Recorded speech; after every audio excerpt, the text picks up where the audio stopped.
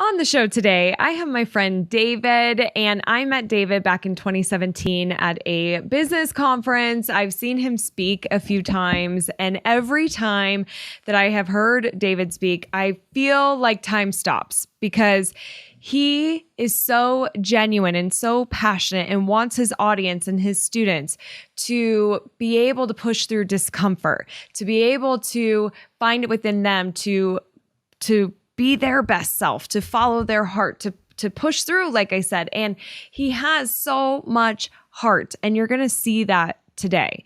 I am just so proud of everything that David has created and all the people that he has helped in this world. And I just want to say, there is a big goal of my show, which is that we have open and honest conversations. And that is exactly what you're going to find today. And we talk about a lot. There's a lot of honesty and a lot of open conversations. Anywhere from, is the world going to end in 10 to 15 years? To the show, Joe Millionaire. Okay, we're covering a lot in this episode. So I am really excited for you to hear. I learned David had a couple of excellent points that hit home for me and really made me thoughtful. So I can't wait for you to listen to this. Before we dive in, I'd love to introduce you to my guest, David. After a 36-year career in radio, David H. Lawrence XVII moved to television and has been seen on FX's The People vs. O.J., ABC's epic series Lost, CBS's legendary CSI, The Mentalist, The Bold and the Beautiful, the military thriller The Unit, NBC's spy comedy Chuck, Good Luck Charlie and Ant Farm on Disney, Touch and the Finder on Fox, and is best known as the creepy, evil puppet master Eric Doyle on NBC's smash hit Heroes. His film career includes on-camera and voiceover work on Cars 3, Straight Outta Compton, Men in Black 3, Pizza Man, The Changeling, The Hulk, Iron Man, Percy Jackson, Unstoppable, Too Big to Fail, A Special Relationship, and countless more. His acting site is David H. Lawrence XVII.com. David helps actors create their own voiceover careers with his award-winning VOHeroes.com training program and has been Backstage's Reader's Choice for favorite VO teacher and favorite VO demo producer for 4 years in a row. He teaches in Los Angeles and online via VOHeroes.com. Again, I think you're going to love this open and honest and funny and emotional and passionate conversation with David. So let's get this party started. Are you ready to open up and talk about all things business? I'm Crystal Vilkaitis, a curious entrepreneur who loves talking about business, especially over a glass of wine. I started Crystal Uncorked to share open and honest conversations about my journey and talk to other entrepreneurs about their experiences. We pull back the curtain and talk about the highs and the lows. Wine isn't required, but is recommended. This is Crystal Uncorked. David, welcome to Crystal Uncorked. I'm so thrilled you're here. I am so happy to be here. Thank you for having me. I appreciate it. Yes, of course. I am so looking forward to our conversation. Before we dive in, we've got some juicy questions. I love these questions that we're going to talk about today. I want to know, what are you drinking? Oh, I ducked out to Starbucks and got myself a venti mocha skim no whip 3-shot, and I caught the barista doing something right. I always love catching people doing something right. If you'll notice, this is I'm sipping from this side. Beautiful. But if you'll notice, the seam of the cup is over here. Oh. And I watched him examine my cup before he put the lid on to do this. And when he gave me my cup, I said, I know what you're doing. Because I've dripped mocha on my dress shirt before out that. Yep. And here's the real thing. That's like, you made the mistake of asking what I'm drinking. So I used to work for America Online. And back in the 90s, mid-90s, Starbucks was the very first, well, it was the second. Sprint was the first. But one of the very early companies that had areas, commercial areas on America Online, sponsored areas. And I was their producer. So I flew out to Seattle, and they put me through barista training, and we met with their marketing team and all this stuff. It was really great. And and I related a story as they were putting the lid on. I said, no, hold on, turn the lid a little bit. Here's why. And I put it where they had it, and I tilted it, and I showed them what was going on. And their head of training was in this meeting, and he goes, "Oh my God." And when they put their marketing stuff around their training on it, we even teach our baristas how to put your cup properly, put the lid properly on your cup. And I'm like, I shared that with them. I helped make them a better company. Yeah. So anyway. Man, now we know where that came from. David Lords, everybody. This is amazing. I had no idea, but it's so true. I can't tell you how many times I have spilled on myself when they do that. I'm very happy to hear that you had an excellent barista today at Starbucks. Good for him. Stefan. And I have some wine. What's that? Oh, really? What a surprise. You have some wine. Isn't that shocking? It is. Isn't that shocking? What are we drinking today? What's your? I'm curious what you think, because I mean, really, season 1, somebody recommended doing wines from Costco, because Costco has some really great wines. Sure. And so far my season has pretty much been all Costco wines except for one. So today I have a Chianti Classico. It's a 2016. It's dock labeled. And I'm saying this because, David, I know you used to be a sommelier, right? Or still are a sommelier? No, how does that any work? Longer. I'm lucky to be able to, order properly. But yeah, for a while there in the early 80s, so it's a little fuzzy. In the early 80s, I was a wine captain and a sommelier, and I ended my career as a sommelier just after they released Opus 1 at Mondavi. And there's a story to that. Maybe we'll get into it. Okay. I think we should. I think we should.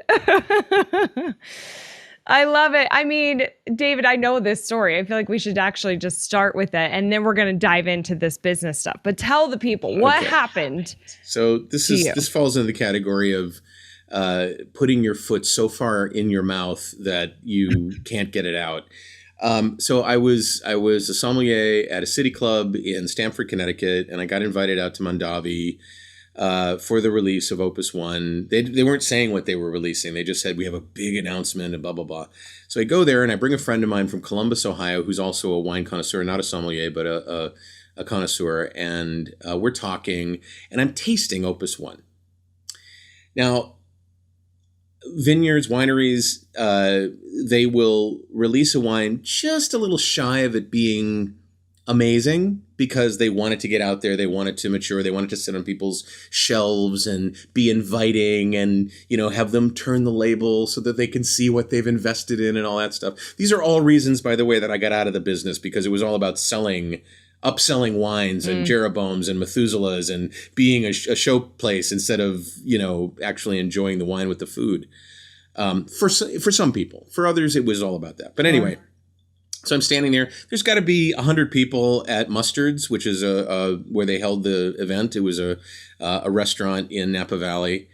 And I'm standing there. I'm talking to my friend John, and I'm drinking this, and I'm like, I get that this is like their big deal. This is like the big deal of, I think it was 1985. I'm not sure. But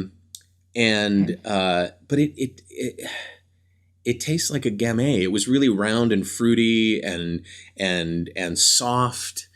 And I said, and John's like, shut up.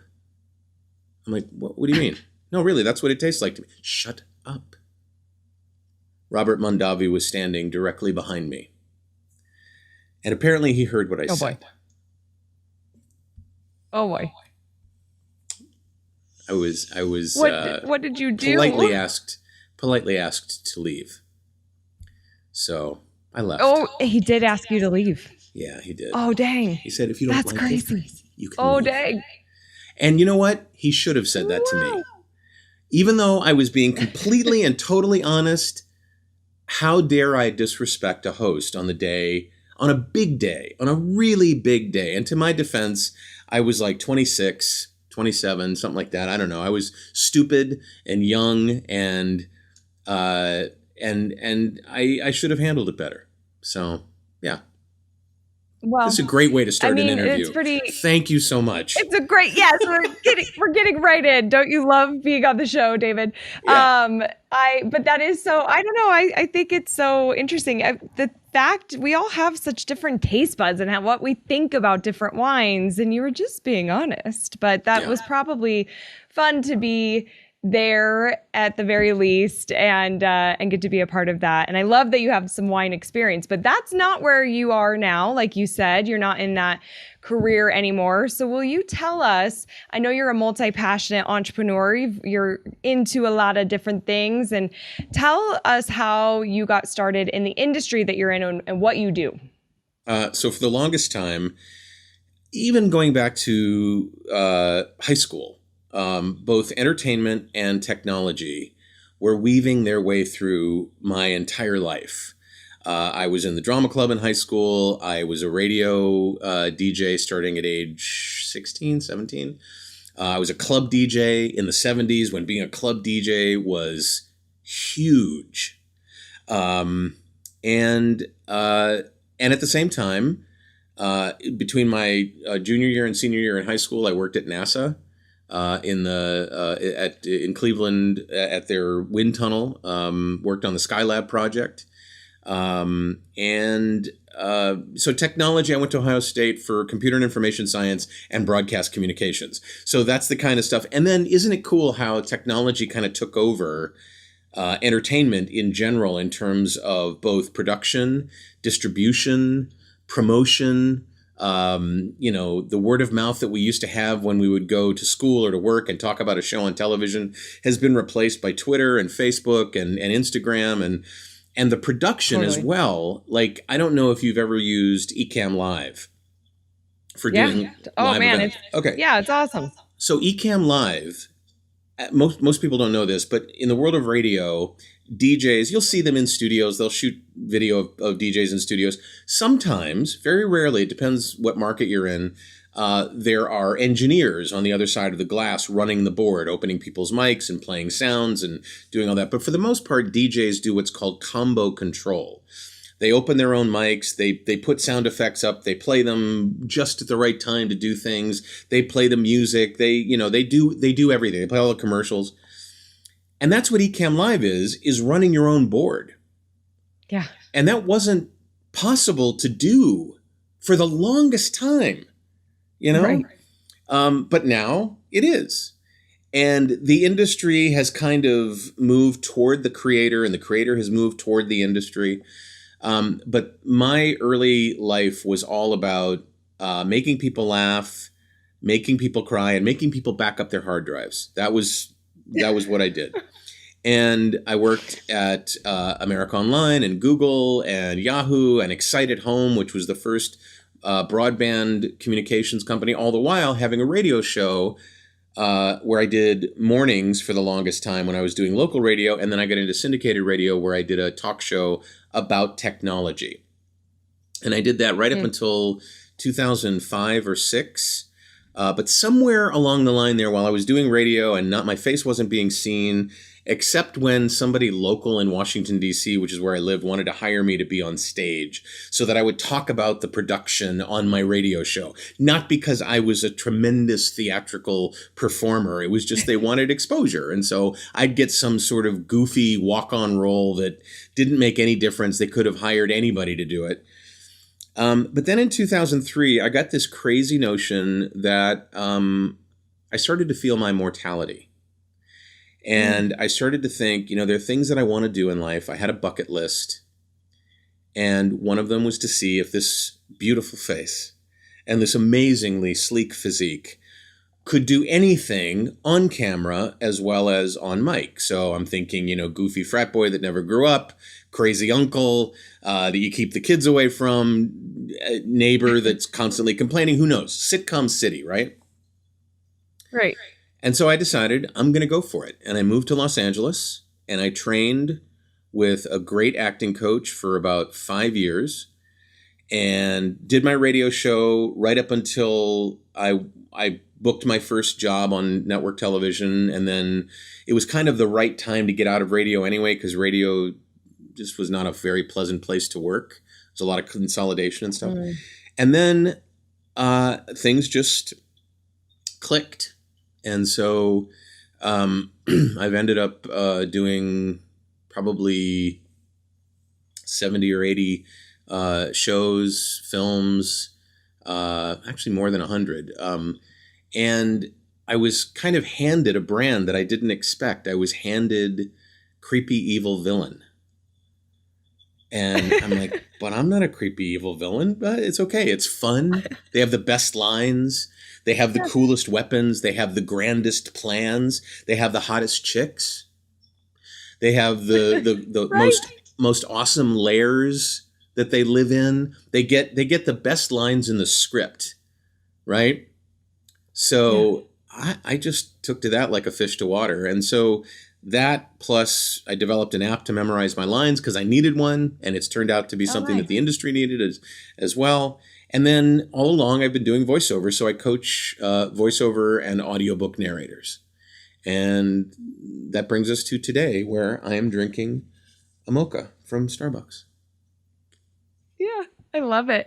I didn't know that your influence kind of with technology and that you created an app. I feel like that's brilliant because I think about this too. Like I have to memorize some stuff as I'm speaking, and it's very challenging for me. So my hack has been that I'll say it, I'll like record it in my phone, and then I'll put an earbud in and listen to myself and say over it and over and over, but, right? Oh man, yeah, but no, well, not a few times I'll do it. But then I actually like listen to myself and say it, and I film while I'm listening to myself, which is like really messes with your brain. I tell you what. That's actually called. But like that's a brilliant something. app idea. Yeah. That's actually called something. It's called IFB narration.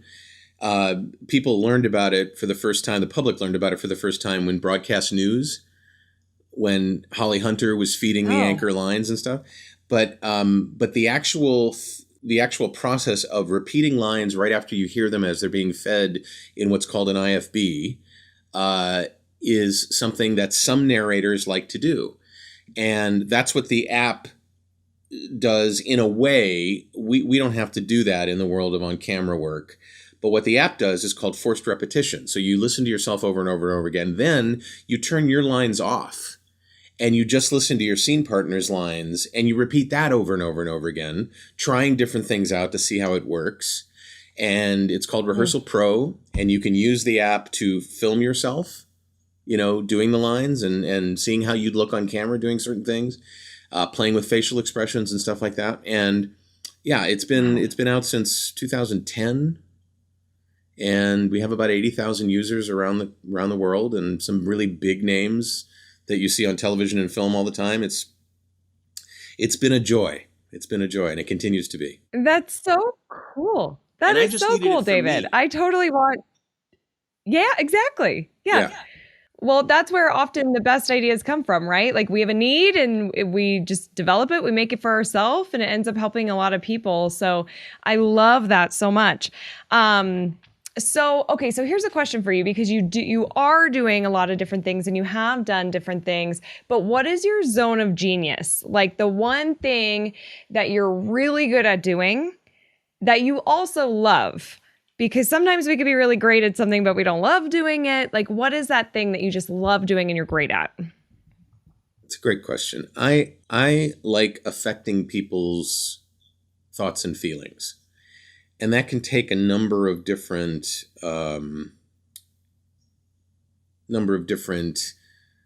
processes and results.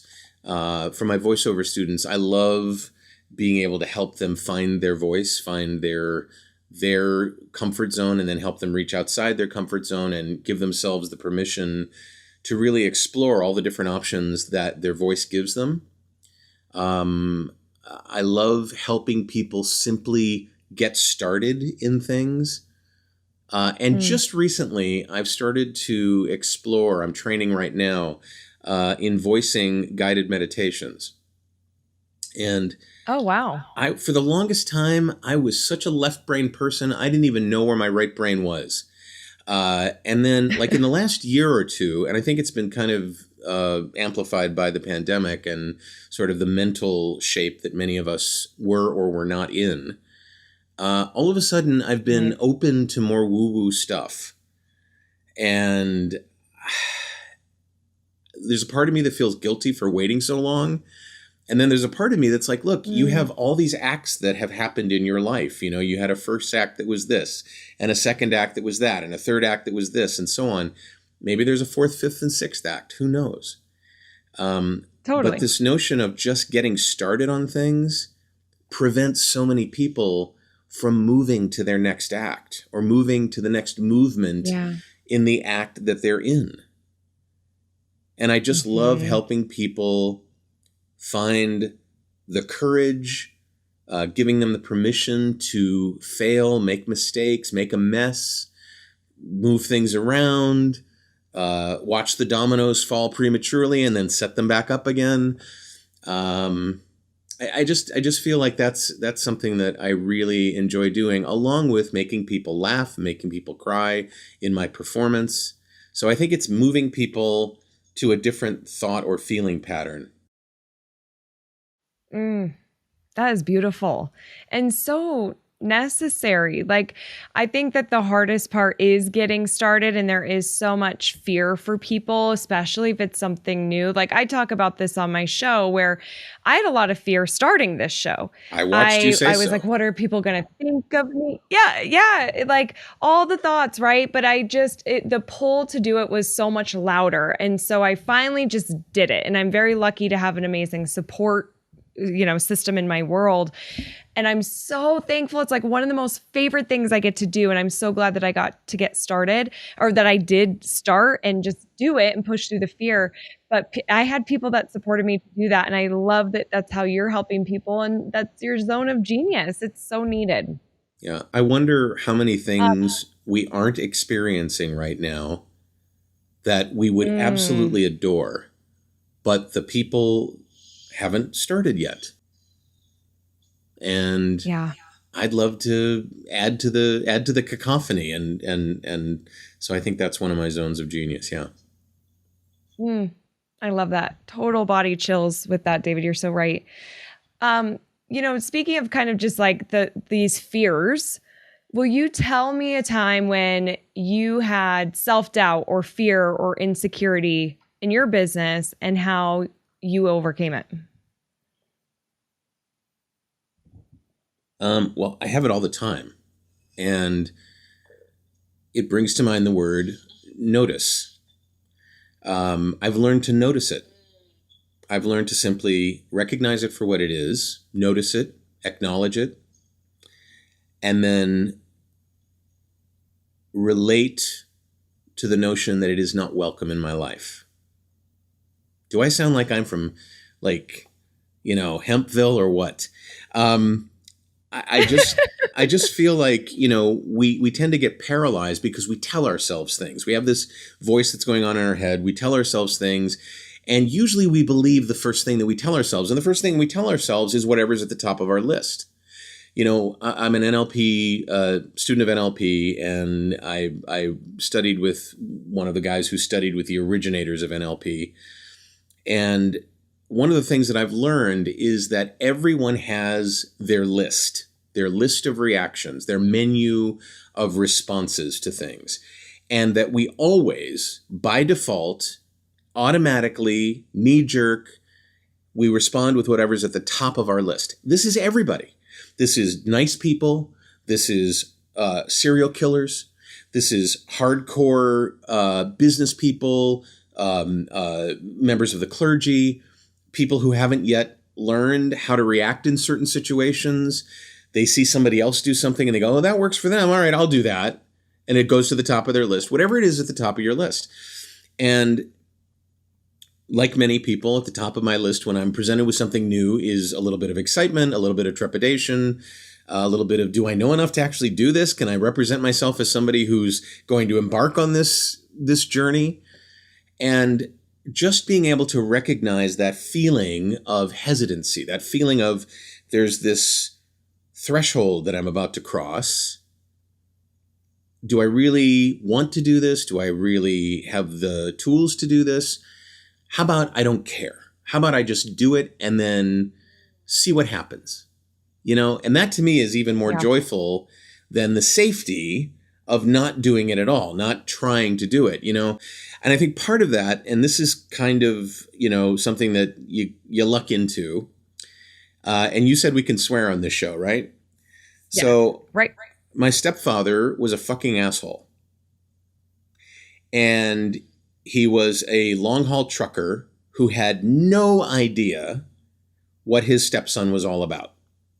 He thought that being in drama club was stupid. The only thing he thought about computers in the 70s was those were these big boxes in a room somewhere that screwed up his paycheck every single week. That's what he thought. Because it was never enough for him. And he wasn't good at math, so he didn't realize. I went through his, for him. I went through his, I'm like, no, this is right, Dad. This is not, But he would spend his time discouraging me from doing what I wanted to do and making fun of me for doing what I wanted to do. He would say things like, why don't you get a real job? Why don't you go be a welder? Gonna do radio, are you? And there's a couple of ways to respond to that as a human being. You can believe all that and then go find a job as a welder. Or you can say, fuck you. You don't know what I do. You have no idea. You've got an 8th grade education, if that. You spent time in jail. No, I'm not looking to you for advice or to be a role model. And it lit a fire inside me that whenever somebody says, you're going to do what? You can't do that. I go, really? Watch me. Mm-hmm. Yep. And so that kind of fire isn't something that, there's a part of me that's like, feels bad for people that grow up happy, that, have a nice, supportive life. Their parents are really loving and kind. I mean, there's so many good things about that, yes. But the notion that you can fight against people who will try to drag you down to their level or lower, and that's going to happen to you throughout your entire life. If you can generate a fire that never is extinguished, he's been dead for 22 years, 23 years. And to this day, I'm still proving him wrong. And it's a little emotional. But I would rather have it that way than, I guess, because I know it, than some other, framework to work in. It has lit a fire in me that has led me to do the things that I really want to do, to provide solutions for other people that are useful and make them happy and make them successful. I've trained over 2,600 people since I've been teaching voiceover for the last 10 or 15 years. I've watched them go on to do amazing things in the world of voice. We have over 5,000 audiobooks in the Audible marketplace that are for sale that my students have voiced. One of my students is the voice of Lexus worldwide. And every so often, someone will show up in a workout that I hold or a discussion group that I'm in and say, yeah, if it wasn't for you, X. And that just makes me so happy. And my own success comes out of that as well. I feel like I'm rambling. I haven't let you put a word in edgewise. I apologize for that. Go ahead. Oh my God, David, you're not. I'm loving this so much. I mean, I just thank you so much for opening up and sharing. And I mean, thank goodness you did say fuck you to your stepdad, because you just said all of these people that you have helped and help them get started, push through the fear and get going. And if you would have listened to him, think of all the people that you wouldn't have been able to help. And I just think that it's hard for people to think that far ahead because it's so hard in your moment now, in your position, for if people are in the same position as you, or whatever that fear is, or the people that are holding you back, to think about, but I could help other people. I could be happier. I just want to follow my heart. And we let people sometimes control that, and they just have no idea what is inside of our heart and see what we see, the vision that we have. And that's okay. We can have these different visions, but it's hard to take that next step. For you, you built this like fire inside and were able to say, fuck you, and keep going. Any advice for the person who maybe is listening to this that's like, I have a situation in my life where I am kind of held back and I don't know how to take that next step? Any advice for that person? Sure. And it depends on what you perceive to be holding you back. The biggest decision is whether or not what you perceive to be holding you back is real, or it's simply made up in your head. And sometimes it's hard to know. I have a personal definition for success that I say to my students all the time, and that is do more of what works and less of what doesn't, and you can't help but become more successful. The trick is knowing what works and what doesn't, and that's what I try to help my students and my production partners when I'm doing a show. That's what I try to do my best to help them find. One of the other things that I never would have been able to do had I followed, the advice of my stepfather, is pursue a career in on-camera acting and be part of shows like Heroes and Lost and How I Met Your Mother and, CSI, and I could name a million of them. But to be, just as an example, to be in a show like Heroes, which was one of the most expensive television shows ever produced, and to be in 3 seasons of it, and to be in those 3 seasons, beginning with what was supposed to be only 1 episode that I was in. I was supposed to be killed in the first episode that I was in. And midway through the first day of shooting, the writers and the executive producers went off to rewrite the rest of the season. And they came back to me and they said, listen, we need to talk. I can tell you that struck fear in my heart, right? But what they wanted to talk about was me being in the next 8 episodes and beyond. And who knows what feelings I've engendered in viewers of that show. If any, I get it's entertainment. It's not the most earth-shattering thing in the world. But who knows? I've met so many of them at cons and at events and overseas, around the country. Like, I could not have had that kind of impact, whatever that impact was. And so I want people who are stopped trying to figure out what it is that's holding them back, whether it's real or not. If you really want that impact, if you really want to make a difference, and if you want the satisfaction of self-happiness, of being happy doing what you're doing, you'll never know until you actually take that first step. And as I said earlier, a lot of people don't take that first step because they're fearful of failure. And I can help you with that so easily. You're going to fail. Don't worry about it. It's a done deal. Right. You're going to fail, in some cases spectacularly, with fireworks and a marching band, and you're going to be like, wow, this is the worst thing ever. But the good news is, now you know at least one thing that doesn't work. So do less of that. Or maybe you're not, correct. You're not going to fail that one time. You're going to find out something that works. And there's going to be satisfaction. There's going to be happiness. And you can put it in the column of things that work. So do more of that and less of the thing that you failed at. It's fine. You're going to make a mess. And you have to be comfortable with the notion that you can make a mess, but it can be a very valuable experience to make that mess, not something to be embarrassed about. That's what learning's all about, right? So, yeah. I think I answered your question there, right? You absolutely did. You absolutely did. I needed to hear that too. The first part is like, is this real or not? Is this made up in my head, or is this like an actual thing that's holding me back that I can solve? And time and time again, at least for me, it's been in my head. And so just having that recognition, the notice, you mentioned that too, and then being able to, because I think that does help make it a lot easier to get going once you first determine that. Yeah. David, if you had to do it all over again, this is a big question, but if you had to do it all over again, what's the number one thing you would do differently? I would have moved to Los Angeles in the early 80s. I used to have a feeling when I came out here, like it was so awesome. And I still feel that way now that I live here in Los Angeles. I would have done it earlier in life. I would have, and I know there are a lot of people who go, I wouldn't change a goddamn thing. Okay, great.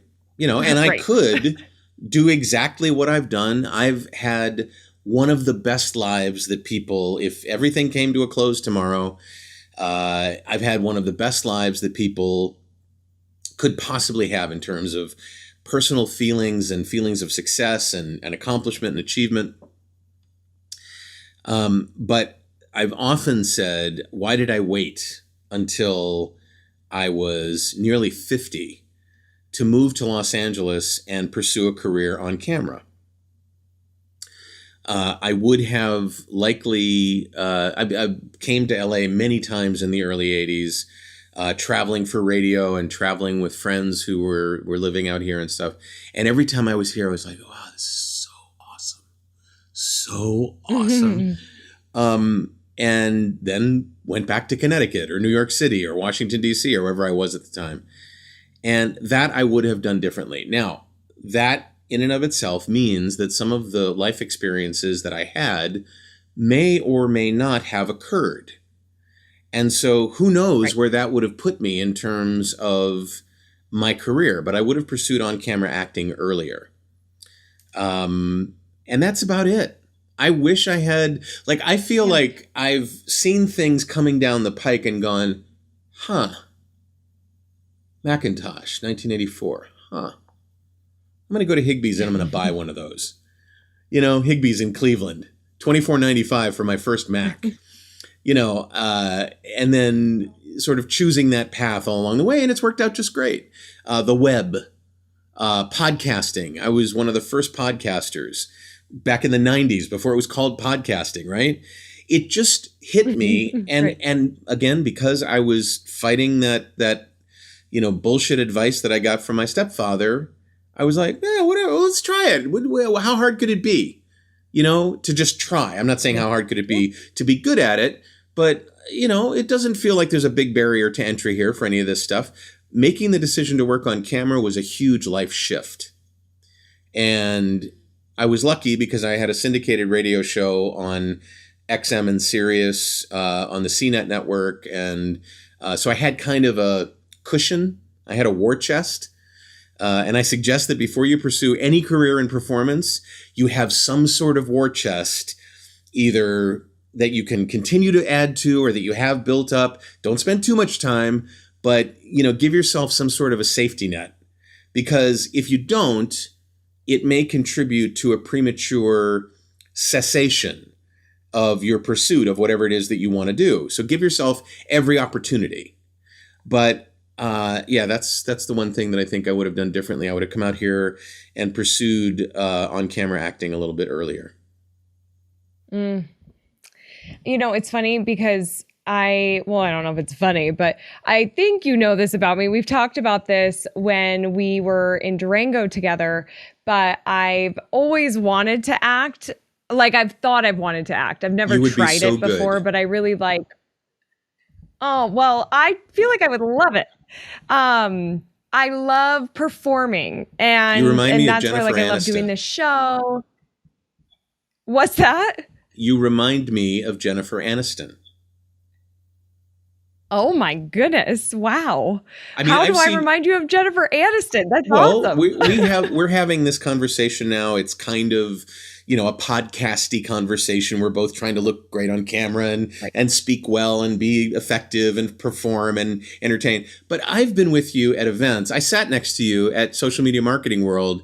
We were watching Loria show off whatever she was showing off that day. Yeah. And I've seen you in situations with Jeff Walker, with other things that we've done together. I've seen you in normal everyday situations. And truly, people don't get why actors like Jennifer Aniston always play the same part. Because those parts represent very, very familiar parts of them. And you are one of the most authentic people I know. Watching your podcast episode with Una Duncan, I was just sitting there, gripping my chair and going, two of the most awesome women in the world next to each other talking, and I can see it on my phone and I can see it on my computer. This is the coolest thing ever. We're living in the future. Where's my rocket pack? It's like, it's awesome. And that, and how sweet you are, and how intelligent you are, and how beautiful you are, and how funny you are. Stop me if I'm embarrassing you. That's not my point. That's what I feel about people like Jennifer Aniston and I don't know. There's probably a million different people, but that's who comes to mind because you kind of resemble her. So if you have that, you're younger than I was when I made the decision to pursue that. And I'm not saying drop everything that you do, move back to Los Angeles, become an actor, go to New York, do whatever, because it's a crappy life sometimes. Sure. The rejection in our industry is 99.9% of the time. Even with the people that you think work all the time, they get the answer no far more often than they get the answer yes. Even when they work, quote unquote, all the time. Because of the numbers. There's far fewer opportunities to act than there are people who are either actors or want to be actors or want to tell their family that they are actors. Whatever it is, the numbers don't work out in our favor as actors. But I'm sorry, I feel like I interrupted you and I brought the conversation to a halt. Go for it. Oh my God, no, thank you for saying all that. I love that you did say that. And I'd like to just point out that you said that I was funny and I want to be funny. I want to do stand-up comedy. And some people say I'm more cheesy and goofy. Wait. Time out. You do. Yeah. You do on this show. You're on stage. Yeah, you're doing stand-up. That's true. You're sitting, you're drinking wine while you're doing it, but you're doing stand-up. Yeah. And if you want to go to, where are you living now? Denver, Boulder? Where are you? Yeah, Fort Collins, Colorado. Fort Collins, okay.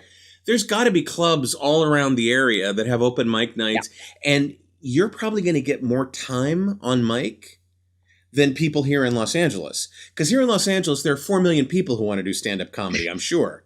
Right. Where you are, probably not. Right? Yeah. So yeah, that's a great point. I know. That is on my list. I got to do it in 2022 is I have to do at least one stand-up, like at least get out there, you know what I mean? And try it because I have this vision of what I think it will be, but I think it would be fun. But anyways, I'm loving this conversation, David. I feel like we could talk forever and ever and ever. But I want to shift gears a little bit and I want to know what is your curiosity right now? Like what kind of questions? I'm a very curious person and I love knowing where people's curiosity is. So what kind of questions have you been asking yourself lately? I've been asking myself really big questions lately. Like, are we going to survive as a species? And is our world going to be livable in 10 or 15 or 20 years? Am I going to be alive to see our world change in a way that at the very least allows us to persevere and continue and maybe even thrive if we fix some of the problems that we've created for ourselves. And, I don't consider myself to be, ultra progressive, but I do see what's happening to our environment and I see what's happening to people who want to preserve their ability to make money. And I'm talking mostly about politicians, because once you serve as a politician, there's a very good chance you can become wealthy after that, especially if you move up to like the federal government. And I see a lot of people just trying to maintain their seat at the table by being assholes, by having you have a representative there in your state who continually puts herself at the forefront of asininity. And I don't care if there's somebody watching this who disagrees with me, good for you. But the fact of the matter is that that's not productive, and it's not even unproductive in a way that insinuates productivity when it's presented, like shaking things up and rocking the boat to make things better. That's not making things better. That's being an asshole. And we've forgotten entirely what it's about to serve our fellow citizen as a representative in politics. We're now doing so we can write a book, or doing so we can move on to a higher office and make more money and get more lobbyists contributing to and maybe even doing things illegal. And the fear that some politicians have of not towing the line of what their party demands that they say, that's not serving the public. And they would turn around and go, if they were really being truthful, they go, I don't fucking care about serving the public. I care about being on CNN or Fox News or having Penguin Random House coming after me with a book deal. That's what I care about. Yep. I care about making money as a lobbyist when I get out. There's like all of these things that we've created for ourselves as goals that don't serve. And I'm hoping that at some point there's a real renaissance in our country, and that we realize that simply to survive, not even to thrive, but to survive, we need to work hard, put our eyes on the real prize, the real goal, and change some things for the better, or we're all going to die. It's going to happen. Yeah. We got no choice. Yeah, and those that deny that simply are denying that. They have no basis in fact to do that. So that's one thing that I'm thinking about. But like I said earlier in the interview, I'm also thinking about things that aren't necessarily left brain data-based, provable things to do. And if you'd asked me 3 years ago if that was something that was on my agenda, I'd be, nope, I'm a spreadsheet guy. Show me the data. I want to see the data. I'm not at all interested whatsoever in your woo-woo, hologram problems already been solved. We just have a quantum, and to a degree, I'm still very skeptical of a lot of the things that I hear. I think the last domino that's going to fall for me in that space, and I don't know if you're an adherent to this, I am diametrically opposed to The Secret, to the attraction principle, because it gives people false hope. It assigns a meaning to someone's success, or a cause to someone's success, that I think is disingenuous, is false, and doesn't give that person the credit they deserve. There's a part of me that cringes a little bit when I see artists or athletes accept awards, and the very first thing they do is thank Jesus Christ, our Lord and Savior. God is the reason that I'm here, and all that. Look, I get it. I love being spiritual. I love the idea of that. But to give away your power and your accomplishments, and to, whether it's God or it's some guru that you're following, or some ethereal, universal, the universe is talking to you kind of an attraction thing. And if I'm offending you, I apologize. That's not my point. I feel like we tend not to give ourselves enough credit to begin with. And going back to that whole hesitancy when just getting started, like all of a sudden, it wasn't us that did it to begin with. It was some higher power, right? Yeah.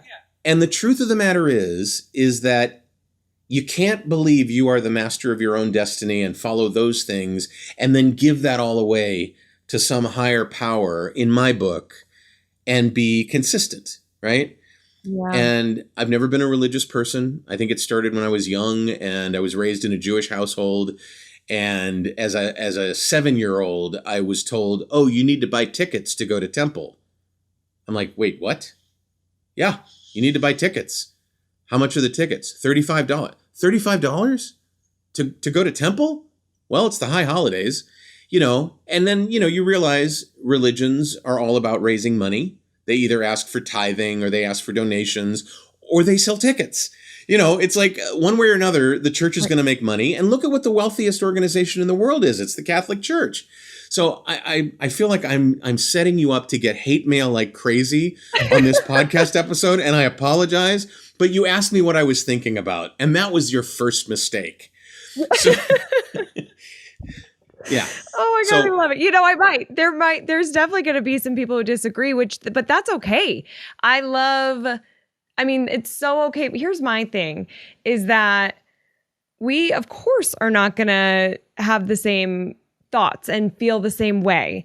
Same as like how if I like this wine, I think it's the best wine. And you're like, this is the worst wine. And it's Robert Mondavi and he's standing right behind you. Like, tastes like a Gamay. We can have yeah.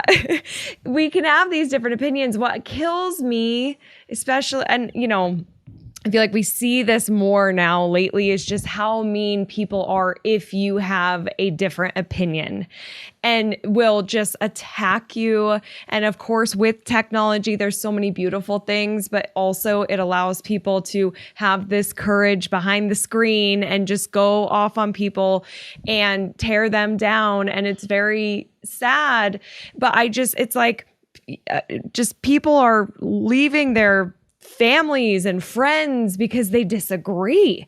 And I just like, it breaks my heart when that happens. So I'm like, you know what? It's okay if we disagree, but yeah.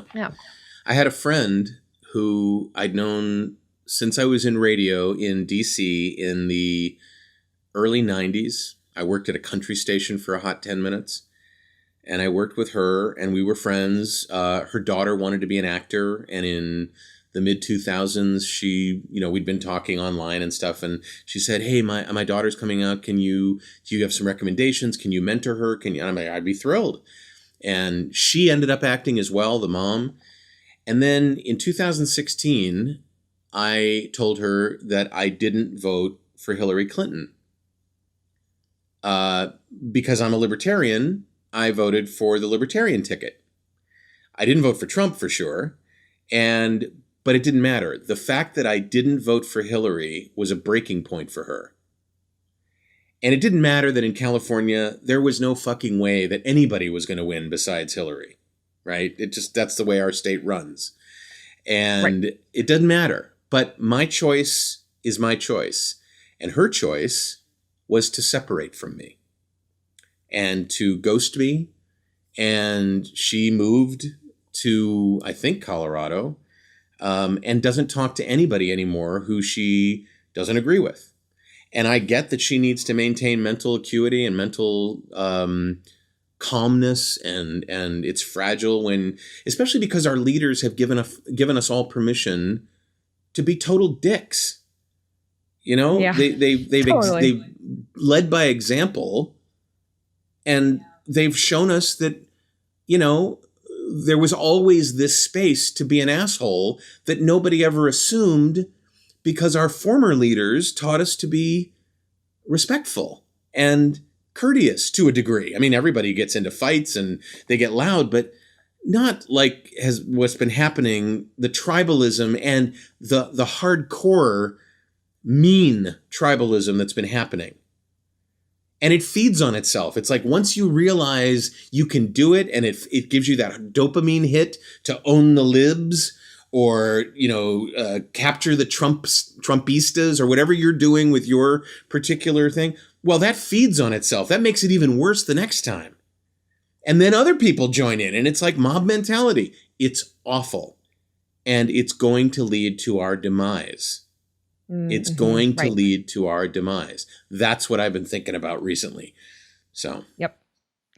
I've been thinking about that stuff too, David. It's definitely heavy thoughts, but I mean, you kind of feel like, you know, how can you not be thinking about some of these things? And hopefully it's a good ending to that act.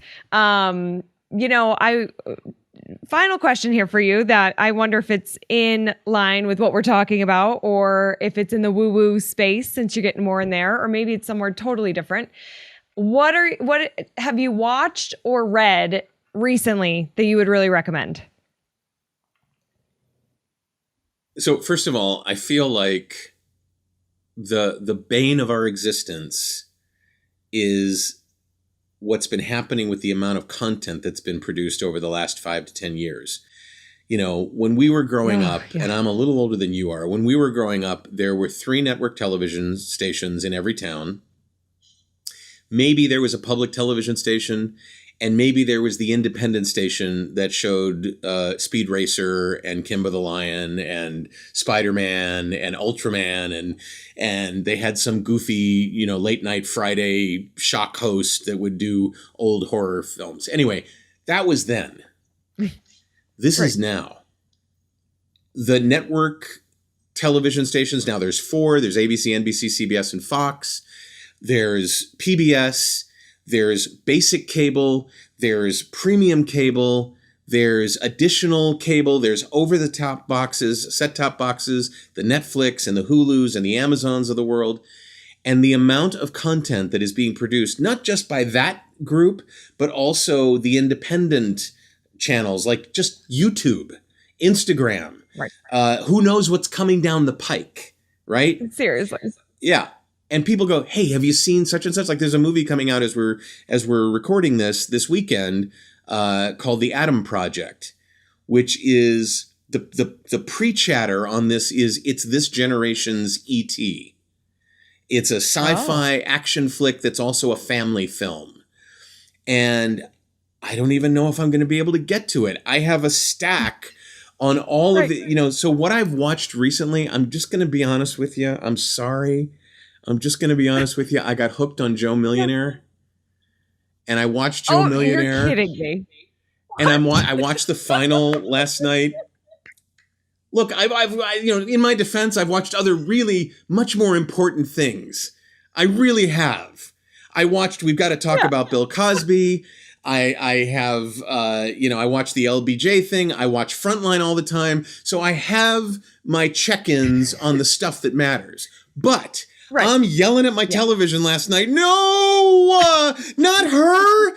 She's a gold digger. No, I'm yelling at my television and I'm like, this is why I became an actor, to make people do what I'm doing right now. Right? Yeah, exactly. This is why I'm about to launch this year's edition of my audiobook training. When I get off this with you, I've got some mails to send out for that because I want people to be able to make people yell at their televisions or yell at their iPhones or whatever they're listening to their audiobooks and podcasts on and go, no, or yes, or whatever, right? Or laugh or cry. So I had to be really honest with you. That's the last thing that I watched.